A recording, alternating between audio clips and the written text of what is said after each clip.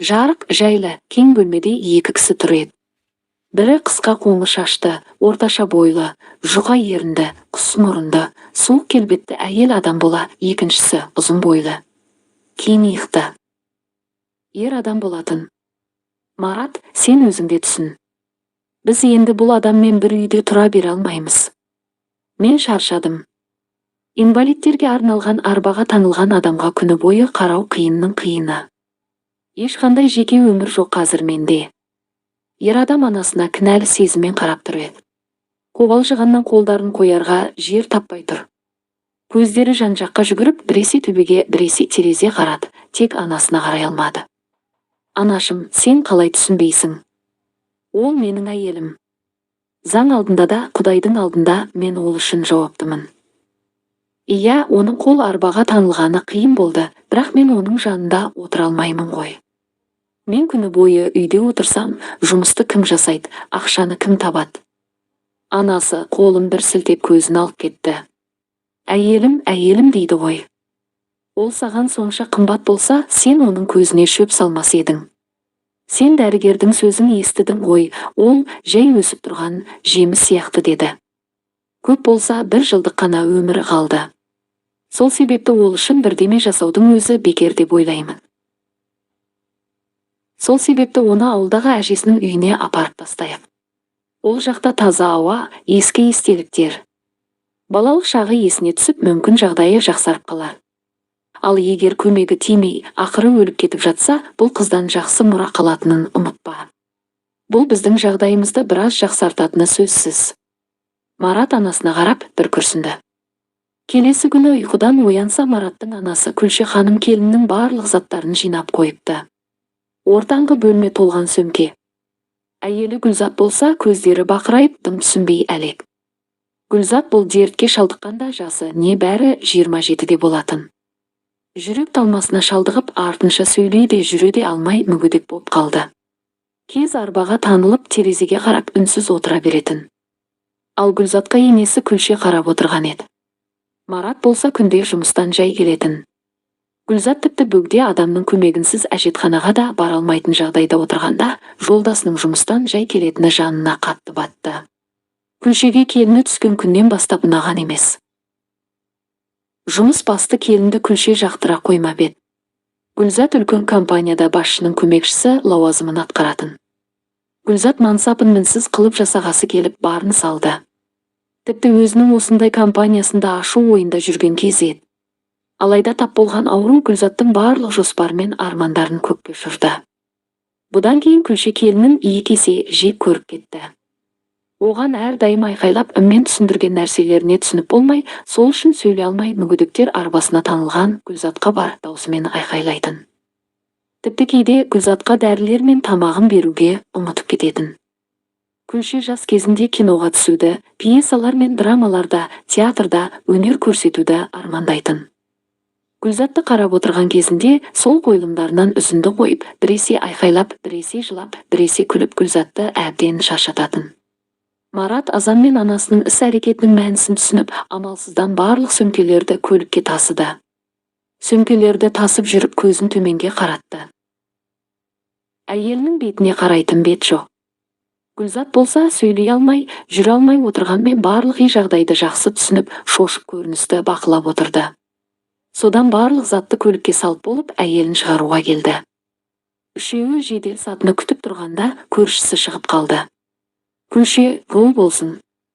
Демалыс күні қайда жиналдыңдар үшеуі деп сұрады. Амансың ба, көрші? Келінімізді ең жақсы емханаға апара жатырмыз. Ақылы емхана болғандықтан демалыс күні де қабылдайды екен. Келініміз үшін деп барлық жиған тергенімізді салып жібердік. Келіннің де сау кезінде бізге жасаған жақсылығы көп болды ғой, өзің білесің деп Күлше көршісінің көзінше барынша жақсы көрінуге тырысты. Жарайсыздар. Ені мен күйеу болса, сіздердей болсын. Деп бірге жедел сатыға мініп кетті. Жедел сатыдан шыққан соң көршімен жолдары екіге айылды. Күлше көршісі кеткен бойда түрі өзгеріп, айттым мен саған ертерек шығайық деп. Тез-тез қимылдайық енді, барлық көршілер көріп, барлығына өтірік айтпай тұрғанда деп анасы бір сөйлеп қалды. Марат отбасында жалғыз бала еді. Көздерінің қарағандай көрген ұлдары үшін ата-анасы барын салды. Балалық шақтағы театр, кино актері болу деген арманына жайлап жол салып келе жатқанда, Күлшені жолдасы баламен үйде отырғызып қойып, күні бойы баланың жағдайын жасатты. Осындай әлпештеумен өсірген Марат жасы 40-қа келсе де, жұмыста да отбасында да өз орны мен өз ойы жоқ, ес ер адам болып өсті. Әлі күнге дейін анасының қолында ата-анасы алған үйде тұрып жатты. Жұмысында да басшысы әрдайым Маратты мазақ қылатын. Ұжымдастары да сыйламайтын. Ақыры барлық сөмке мен Гүлзатты көлікке тиіп болды. Жолда келе жатқанда Гүлзат өз-өзін ұстай алмай, үнсіз көзінен жас аға берді. Бұны көріп Марат жаман болды. Гүлзат, түсінесің ғой жағдайды. Бізге де оңай емес. Анаң жас адам емес, саған қарау оған қиын. Сенің әжеңнің үйінде боласың. Таза ауа, сенің балалық шағың өткен жер. Мейірімді көршілер. Сонымен қатар сен жалғыз болмайсың. Қасында күтуші болады. Ол күтушіні сенің ақшаңа жалдаймыз деп анасы да қыстырлысты. Гүлзат болса, күйеуінің сөздеріне ашу келгенін білдіріп көзін алартты. Бір сағаттай жол жүріп, үшеуі ауылға да жетті. Әжесінің үйін таба алмай жарты сағаттай ауылды шарлап жүріп қалды. Гүлзат бұл үйді бұрын Марат екеуі жүріп жүргенде көрсеткен еді. Сол кезде бір келіп кеткен болатын. Бір кезде Марат үйді тапты. Үй өте ескі болатын. Құлайын деп тұр десе де болады. Есік алдында орындықта бір кісі жатыр еді. Марат көліктен түсіп жақындап келіп қараса, осы ауылдың тұрғыны Гүлмира тәте еді. Ол кісі бұрыннан жалғыз тұратын. Баласы мен күйеуі жол апатынан қайтыс болғаннан бері ол кісі көп ішетін. Өзін еш тоқтата алмады. Бар тапқан табысын ішіп, әрбір жерде қонып жүре беретін. Гүлмира тәте Маратты көріп қалып, шошып оянды да орнынан атып тұрды. Марат, қош келдің. Ерте келдіңдер ғой. Біздің Гүлзат қайда? Деп қуана қарсы алды. Алайда тәтейдің кешегі ішкен шараптың иісі мүңкіп тұрды. Мынау сенің күтушің, Гүлзат, енді сенің жағдайыңды Гүлмира тәте жасайды деп Марат екеуін таныстырды. Гүлмира тәте де басын изеді. Ал Гүлзат болса бір күлімсіремеді. Керісінше Гүлзаттың бетінен мына кісі маған қалай қарайды. Мына кісінің өзіне күтім керек қой деген сөйлем тұрды. Ал Марат болса еш түсінбегендей, Гүлзат, сен іштей қуанып тұрғаныңды сезіп тұрмын. Не дегенмен балалық шағым өткен үй, ауыл. Гүлмира тәте де сені кішкентай кезіңнен біледі. Деп маңдайынан бір сүйіп, сөмкелер мен ақшаны Гүлмираға тапсырып, Гүлзатты көліктен түсіріп кетті. Осылайша арада бір жыл өтті. Бір жыл бойы Марат Гүлмираның есеп шотына ай сайын ақша аударып отырды. Ақша аударған сайын Гүлмира бәрі жақсы екендігіне Маратты сендірді. Бір күні сенбі күні кешке жұмыстан келіп, теледидар қарап отырған Маратқа анасы келіп, Марат, сенің әйелің Гүлзат туралы не білесің? Не білесің дегенді қалай түсінсем болады? Мен ай сайын Гүлмира тәтеге ақша аударған сайын оның жағдайын сұрап тұрамын. Ол барлығының жақсы екенін айтты. Сен ішкіш Гүлмираның сөздеріне сеніп жүрсің бе? Өзің ауылға қашан бардың? Қашан өз көзіңмен Гүлзатты көрдің?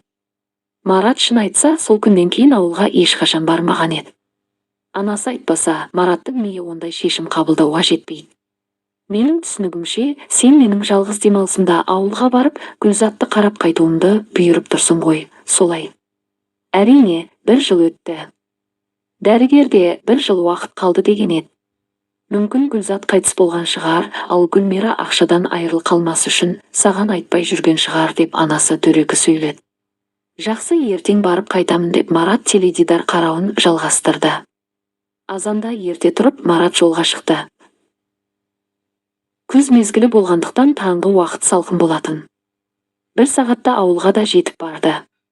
Гүлзатты қалдырған үйді бірден тапты.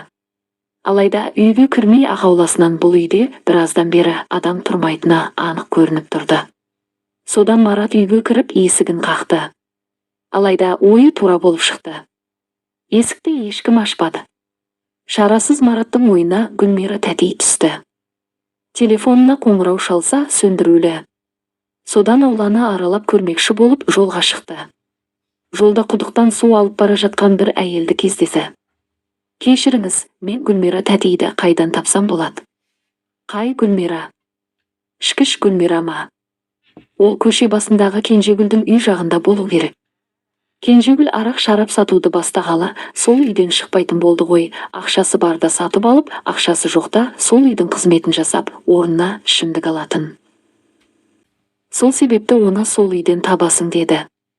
Марат естіген сөздерінен кейін аң-таң болып, анасының сөзінде бір мән бар екенін енді түсінді. Бірден Кенжегүлдің үй жағына тартты. Шынымен де ауылдас әйелдің айтқаны айдай келді.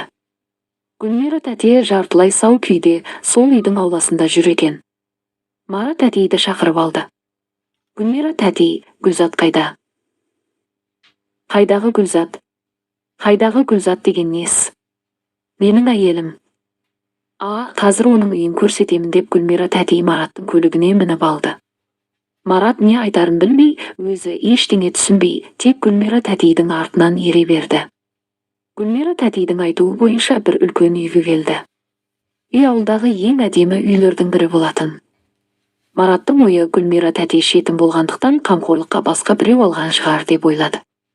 Содан Мараттың сан түрлі ойлармен алысып, есіктің қоңырауын басты, есікті бір орта жастағы әйел ашты. Саламатсыз ба? Менің есімім Марат болады. Мен Гүлзаттың жолдасы едім. Гүлзатпен кездесуге келіп едім деді. Саламатсыз ба? Жақсы, қазір Гүлзат ханымды шақырамын деп апай Маратты ортаңғы бөлмеге кіргізіп, өзі жоғарыға екінші қабатқа көтеріліп кетті. Марат үйді көріп таң қалды.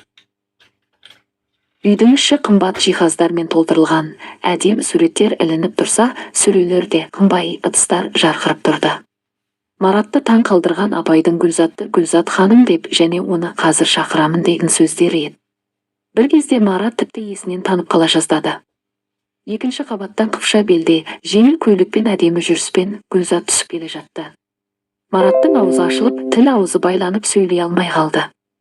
Сәлем, Марат, мен сені енді мүлдем келмейтін шығар деп ойлап едім. Деп әдемі жымиып, сызыла қарады. Бір күлкісімен жүзінде баяғы Маратқа ғашық көз қараспен күлкі жоқ еді. Бұл мықты әйелдің күлкісі еді. Гүлзат бойдақ кезден де әдеміленіп кеткен. Қазір мен шай шығарып әкелейін, сосын асықпай сөйлесеміз. Бірінші бөлімнің соңы. Жалғасы бар.